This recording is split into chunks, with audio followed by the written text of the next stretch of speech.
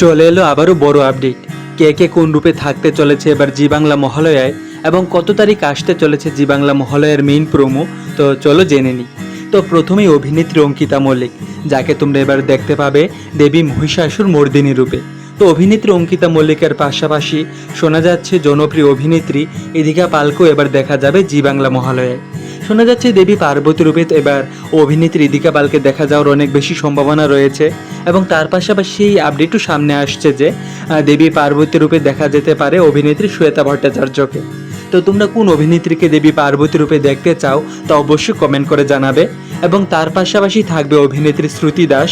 Update অনুযায়ী এই অভিনেত্রী থাকবে এবার দেবী ভদ্রকালী রূপে।